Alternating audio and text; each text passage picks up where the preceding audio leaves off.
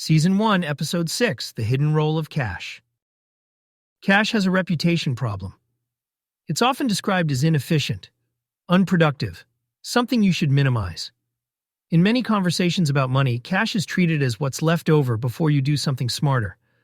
This episode is about why that framing misses something important. Because cash plays a role that almost nothing else can replace. Before going further, it's worth being precise about what we mean. This episode isn't about cash that happens to exist somewhere in a system. It's about usable cash. Usable cash is money that is immediately available, without selling something, without market risk, and without psychological hesitation. You can have cash inside saving structures. You can have cash inside investment portfolios. That's not what we're talking about here.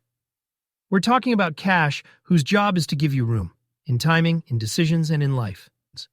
Most people think about cash in purely financial terms.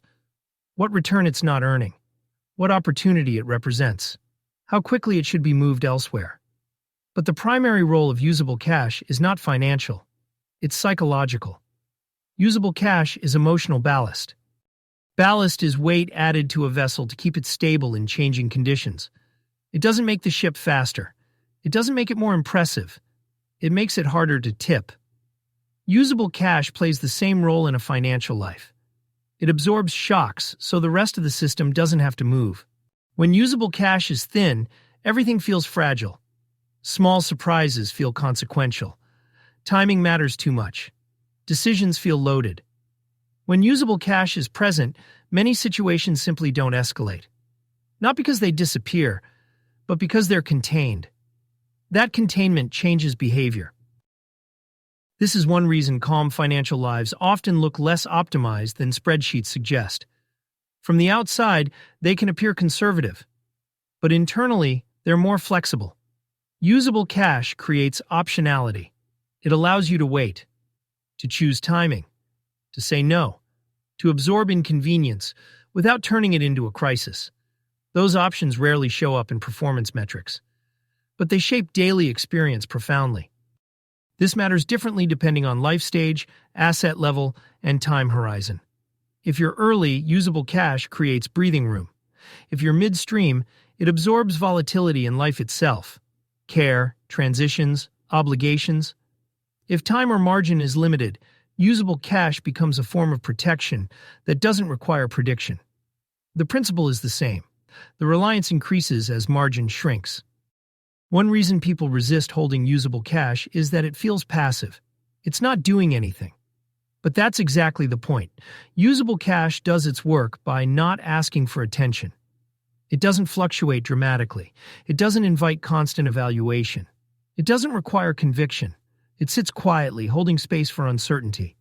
There's also an important distinction to keep in mind. Savings answers the question, where do surprises go?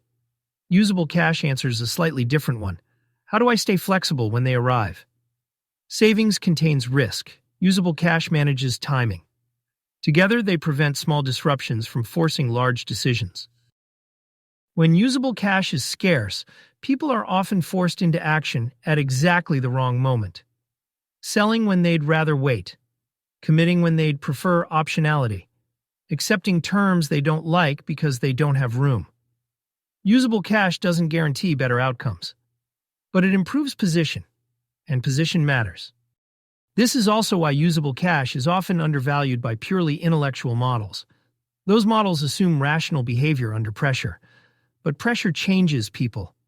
Usable cash reduces pressure before decisions have to be made, and decisions made under lower pressure tend to age better. It's worth noticing how often usable cash is criticized for what it isn't doing. What it's not earning, what it's not compounding. Rarely do people ask what it's preventing. Stress, forced choices, fragility. Those are hard things to quantify, but easy to feel. A calm system doesn't hold usable cash accidentally. It holds it deliberately, not to maximize returns, but to minimize regret. Not to outperform, but to remain steady. Not because uncertainty is feared, but because it's expected. If there's one idea to carry forward from this episode, it's this. Usable cash is not a failure of imagination. It's a recognition of reality. It acknowledges that life doesn't arrive on schedule, that decisions are easier with room, and that stability often comes from what doesn't move. In the next episode, we'll turn to something that's often given too much weight too early: investing. Not as speculation, not as identity, but as one component in a larger system, and why it should come later than most people expect.